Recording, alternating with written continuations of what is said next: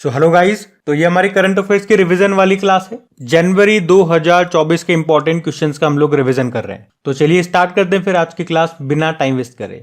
इस प्रश्न में क्या पूछ रहे हैं, किस राज्य ने महतारी वंदना योजना शुरू की? तो आंसर होगा छत्तीसगढ़ ने। क्या होता है इस योजना में? तो सिंपल सा याद रखो, इसमें महिलाओं को, राज्य की जो महिलाएं हैं उनको हर महीने 1,000 रुपए देगी छत्तीसगढ़ सरकार। कुछ कंडीशन भी है, जैसे कि महिला विवाहित होनी चाहिए, उनके परिवार की जो वार्षिक आय है वो 2.5 लाख रुपए से कम होनी चाहिए, उस महिला की उम्र 23 से लेकर 60 वर्ष की होनी चाहिए। इसी तरह से आपको याद होगा कई और राज्यों ने भी इस तरह की योजनाएं चलाई हैं जिसमें महिलाओं को वो वित्त सहायता देती हैं। जैसे कि मध्य प्रदेश ने लाडली बहना योजना शुरू की थी, जिसमें वो पहले हर महीने 1,000 रुपए देते थे, लेकिन फिर उसे बढ़ा के उन्होंने 1,250 रुपए कर दिया था। एक दो और राज्यों ने चलाई थी, चलो पहले मैं आपको बताऊंगा जरूर, लेकिन पहले मैं आपसे जानना चाहता हूं, कमेंट बॉक्स में लिख करके बताओ और किन किन राज्यों ने इस तरह की योजनाएं शुरू की थी। फिर आपसे पूछ रहे हैं, अभी हाल ही में जारी रिपोर्ट के अनुसार सभी तरह के मवेशियों के दूध उत्पादन में विश्व में टॉप पर कौन है? तो आंसर होगा भारत। और ये रिपोर्ट जारी किसने की है? पशुपालन और डेयरी मंत्रालय ने, जिसमें इन्होंने बताया कि सभी तरह के मवेशियों के दूध के उत्पादन में भारत पूरे विश्व में टॉप पर है। फिर अगला प्रश्न है, T20 इंटरनेशनल में सबसे ज्यादा शतक लगाने वाले खिलाड़ी कौन बन गए? तो आंसर होगा रोहित शर्मा। अभी बांग्लादेश में अफगानिस्तान के खिलाफ जो T20 मुकाबला चल रहा था, वहां पे रोहित शर्मा ने अपना 5वां T20 इंटरनेशनल शतक बनाया था। और इनसे एक और डेटा मैं आपको बताया था कि Rohit Sharma T20 international cricket के इतिहास में 150 मैच खेलने वाले पहले पुरुष खिलाड़ी बन गए हैं। फिर अगला प्रश्न है कि एडलमैन ट्रस्ट बैरोमीटर 2024 में भारत को कौन सा स्थान मिला? तो आंसर होगा दूसरा स्थान। तो रिपोर्ट का नाम है ये एडलमैन ट्रस्ट बैरोमीटर 2024। इसको जारी किसने किया? वर्ल्ड इकोनॉमिक फोरम ने।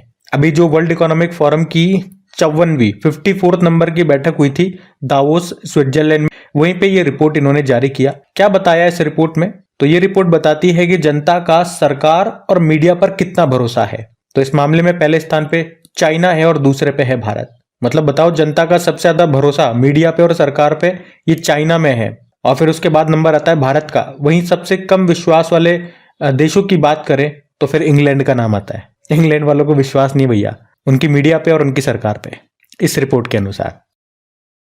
फिर आपसे पूछ रहे हैं, अभी हाल ही में जारी राज्य की स्टार्टअप रैंकिंग 2022 में सर्वश्रेष्ठ प्रदर्शन करने वाला राज्य कौन सा है? तो आंसर होगा गुजरात। तो स्टेट स्टार्टअप रैंकिंग 2022 अभी जारी हुई है। किसने जारी किया?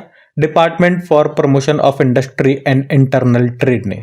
इस बार ये इसका 4था संस्करण है। अच्छा, स्टार्टअप से एक डे याद आएगा, नेशनल स्टार्टअप डे, वो 16 जनवरी को होता है। अगला प्रश्न देखते हैं। तो अगले प्रश्न में पूछ रहे हैं कि भारत के नंबर 1 शतरंज खिलाड़ी कौन बन गए हैं? तो ये आर प्रज्ञानानंद बन गए हैं। चेन्नई से हैं ये। पूरा नाम है रमेश बाबू प्रज्ञानानंद, और अभी वो भारत के नंबर 1 चेस प्लेयर बन गए हैं। और वर्ल्ड रैंकिंग में बात करें तो वो 11वें स्थान पे आ गए हैं, क्योंकि वर्ल्ड में नंबर 1 पे कौन है? मैग्नस कार्लसन है, वो नॉर्वे के चेस प्लेयर है, नॉर्वे से हैं वो। और भारत में ये नंबर 1 आ गए, तो इन्होंने किनको रिप्लेस किया होगा? आप अंदाजा लगा सकते हो, विश्वनाथ आनंद को। वे अब भारतीय रैंकिंग में बात करें तो दूसरे स्थान पे आ गए। बात समझ में आ गई ना? आर प्रज्ञानानंद का नाम याद रखना। अगला प्रश्न देखते हैं। फिर आपसे पूछ रहे हैं कि दुनिया का सबसे ऊंचा राम मंदिर ये कहां पे बनेगा? तो आंसर होगा ऑस्ट्रेलिया में।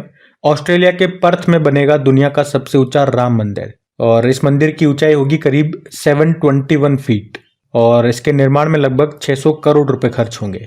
अच्छा, हमारा जो अभी अयोध्या में राम मंदिर बना है उसकी हाइट आप जानना चाहोगे? तो उसकी हाइट है 161 फीट, और वो बनेगा 721 फीट ऊंचा। हमारे जो अयोध्या में राम मंदिर है उसके वास्तुकार कौन है? चंद्रकांत भाई सोमपुरा, और नागर शैली में ये डिजाइन है, ये भी ध्यान में रखना बात। आप मेरे एक प्रश्न का उत्तर दे दो। मंदिर के अंदर जो हमारे रामलला की मूर्ति स्थापित की गई, तो मूर्तिकार का नाम मैं आपसे पूछना चाह रहा हूं। मूर्तिकार का नाम बताना है आपको, क्योंकि इंपॉर्टेंट नाम है, याद होना चाहिए आपको।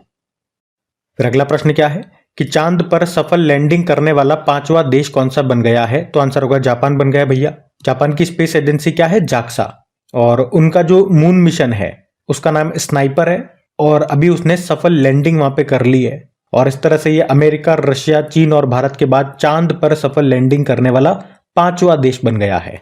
इसने अपने साथ में एक लैंडर भी भेजा था, उस लैंडर का नाम है स्लिम।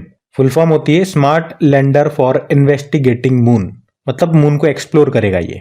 और जापान के इस मून मिशन का नाम मैंने आपको बताया स्नाइपर है। वैसे मैं आपको बता दूं कि अमेरिका एकमात्र ऐसा देश है जिसने इंसानों को चांद पर उतारा है। 1969 में ही उतार चुका है अपोलो मून मिशन के द्वारा। वैसे वो ये प्रक्रिया को फिर से दोहरा रहा है जब वो इंसानों को चांद पर भेज रहा है, लेकिन उतारेगा नहीं, इंसान वहां पे चक्कर काट के वापस आ जाएंगे। उस मिशन का नाम याद रखना आप, तो आर्टेमिस मिशन है। ये 2026 में लॉन्च करेगा, ये ध्यान में रखना। फिर आपसे पूछ रहे हैं अभी 15वें ICC under 19 men's cricket world cup 2024 ये कहां पे हुए? तो आंसर होगा साउथ अफ्रीका में। हम बात कर रहे हैं ICC under 19 men's cricket world cup 2024 में, इसका ये 15वां संस्करण रहा, जो हुआ कहां पे? साउथ अफ्रीका में हुआ। और इसमें भारतीय टीम के कप्तान रहे थे उदय सहारन।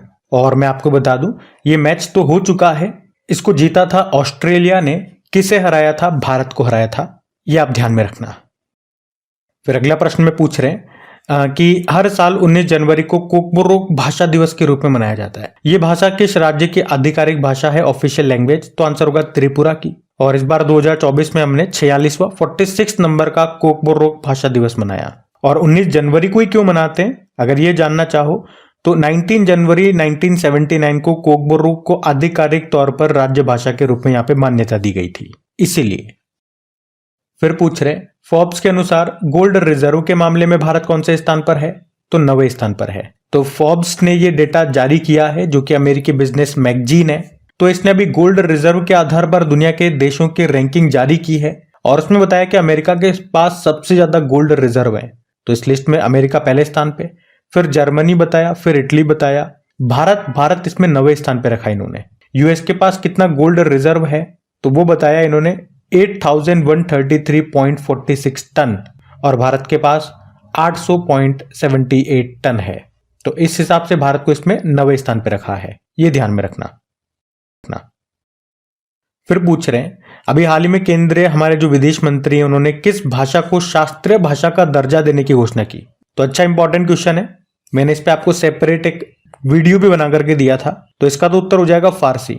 एक्चुअली हमारे जो विदेश मंत्री हैं सुब्रमण्यम जयशंकर जी, वो ईरान दौरे पर गए हुए थे, तो वहीं से उन्होंने घोषणा की थी कि फारसी जो भाषा है, जो ईरान की राष्ट्रीय भाषा है, उसे हम क्लासिकल लैंग्वेज का दर्जा देंगे।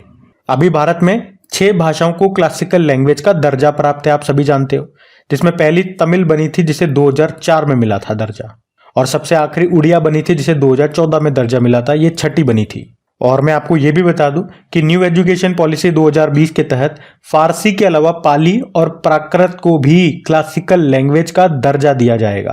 तो 3 भाषाएं हो गई ये भैया, तीनों याद रखना, पाली, प्राकृत और फारसी। फिर आपसे पूछ रहे हैं अभी गुट निरपेक्ष आंदोलन का 19वां शिखर सम्मेलन कहां पर आयोजित हुआ? तो आंसर होगा युगांडा में। तो गुट निरपेक्ष आंदोलन यानी कि नॉन अलाइन मूवमेंट, इसका भी 19वां शिखर सम्मेलन हुआ। कहां पे हुआ? युगांडा के कंपाला में हुआ। इसमें भारत की तरफ से हमारे जो विदेश मंत्री हैं सुब्रमण्यम जयशंकर जी, उन्होंने हिस्सा लिया था, यह आपको ध्यान रखना है। फिर पूछ रहे हैं मुख्यमंत्री महिला उद्यमिता अभियान किसने शुरू किया? तो आंसर होगा असम ने। असम के मुख्यमंत्री कौन है? हेमंत बिस्वा शर्मा। वैसे बैडमिंटन एसोसिएशन ऑफ इंडिया के हेड भी यही हैं, और अभी इन्होंने यहाँ पे इनके राज्य में असम में ये मुख्यमंत्री महिला उद्यमिता अभियान शुरू किया, जिसमें क्या होगा, महिलाओं को या यूं कहूं कि ग्रामीण महिला उद्यमियों को वित्तीय सहायता दी जाएगी, उन्हें सशक्त बनाया जाएगा, मतलब उनका स्किल डेवलपमेंट किया जाएगा, उन्हें सेल्फ डिपेंडेंट बनाया जाएगा। तो ये है मुख्यमंत्री महिला उद्यमिता अभियान। कहां से है? संबंधित असम से है। असम की कैपिटल दिसपुर होती है, गवर्नर है गुलाब चंद कटारिया, और हमने कहा मुख्यमंत्री हेमंत बिस्वा शर्मा हो गए। अंबुबाची का मेला यहीं पे लगता है असम में, कामाख्या देवी का मंदिर आपको यहीं पे मिलेगा। बिहू महोत्सव यहाँ पे मनाया जाता है, वांगचू महोत्सव यहाँ पे मनाया जाता है। अभी अमृत वृक्ष आंदोलन हमने पढ़ा था, उसका संबंध भी असम से है। फिर अगले प्रश्न में पूछ रहे अभी किसने फीफा मेंस प्लेयर 2023 का खिताब जीता है? तो आंसर होगा लियोनेल मेसी ने। अर्जेंटीना के फुटबॉल प्लेयर हैं ये लियोनेल मेसी, और अभी इन्होंने ही FIFA men's player of the year 2023 का खिताब जीता है। और आपको बता दूं कि तीसरी बार इन्हें ये खिताब मिला है, इससे पहले 2019 में, 2022 में और अब 2023 के लिए इनको ये खिताब मिला है। वहीं महिलाओं में अगर बात करें, यानी कि FIFA women's player of the year 2023 चुना गया है बार्सिलोना की प्लेयर एटना बोनमाती को, ये स्पेन की प्लेयर हैं। फिर आपसे पूछ रहे हैं दुनिया की पहली परमाणु बैटरी बनाने वाली कंपनी है वीटा बोल्ट, ये किस देश की है? एक्चुअली में ये इसका तो उत्तर हो जाएगा चीन। ये कंपनी न्यूज में क्यों थी? क्योंकि ये पूरे विश्व की पहली परमाणु बैटरी बना रही है और इसका आकार भी बहुत छोटा होगा कि मतलब इस बैटरी को आप अपने मोबाइल फोन में यूज कर सकते हो। और इसकी सबसे बड़ी खासियत यह है कि एक बार ये चार्ज हो गई ना तो फिर खत्म ही नहीं होगा इसका चार्ज, 50 साल तक ये चार्ज रहेगी। हम रहे न रहे, ये बैटरी जरूर रहेगी। तो गाइज ये था आज का आपका करंट अफेयर्स का रिवीजन वाला सेशन। उम्मीद करूंगा सेशन अच्छा लगा होगा। बीच में मैंने आपको बोल दिया था कि छुट्टियां हो जाती हैं क्योंकि मेरे पास टाइम नहीं मिल पाता तो मैं वीडियो तैयार नहीं कर पाता हूँ। भाई वीडियो बनाने में मेहनत तो लगती है ना, क्योंकि मेरे ऊपर पहले आपकी रिस्पॉन्सिबिलिटी है आपका डेली करंट अफेयर्स वाला सेशन, उसमें मुझे घंटों घंटों देने पड़ते हैं, एक एक पॉइंट पे मेहनत करनी पड़ती है। तो पहले तो जितना उसको टाइम लगता है वो मैं दूंगा। ऐसा नहीं होगा कि उसमें से भी टाइम काट के इसमें भी दे दूं, नहीं, पहले मैं पूरा उसको टाइम दूंगा जितना उसको चाहिए, चाहे 12 घंटे लगे, चाहे 10 घंटे लगे, चाहे 13 घंटे लगे। उसके बाद अगर मेरे पास समय बचता है तो फिर ये रिवीजन वाला वीडियो मैं आपका तैयार करता हूँ। अभी हो सकता है आपको मेरी आवाज से लग जाए कि थोड़ी डाउन सी आवाज हो रही है, तो क्योंकि मेरी नींद नहीं निकल पाई, फिर भी क्योंकि बीच में गैप आ गया था तो मैंने कहा इसको मैं तैयार कर दूं। 24 घंटे तो नहीं बोलूंगा मैं, बीच में 2-3 घंटे सोया जरूर था। तो आप मान लो लगभग मुझे 21 घंटे 20 घंटे हो गए लगातार जगते हुए, तब से मैं जग रहा हूँ। अब मेरी बैटरी डाउन हो चुकी है, लेकिन मेरी भी पूरी कोशिश रहती है कि वीडियो आप तक पहुंचाऊं, आपका रिवीजन चलता रहे। लेकिन जब मैं थक जाता हूं, पूरी तरह से हार जाता हूं, शरीर साथ नहीं देता, तो फिर नहीं बना पाता। परिस्थितियां भी आती है ना, आपके काम है, मतलब आपके लिए वीडियो तैयार करना है, घर पे भी जिम्मेदारी होती है, घर के भी काम करने होते हैं, वो भी मना नहीं कर सकते, तो सारी चीजें देखनी पड़ जाती है। तो मैं हो जाता है मुझसे। बस आप अगर इसे लाइक करोगे, दोस्तों के साथ में शेयर करोगे तो मुझे कहीं ना कहीं अच्छा लगेगा, एक थोड़ा सा मोटिवेशन मिलता है। बस इतना ही कहूंगा। Thank you.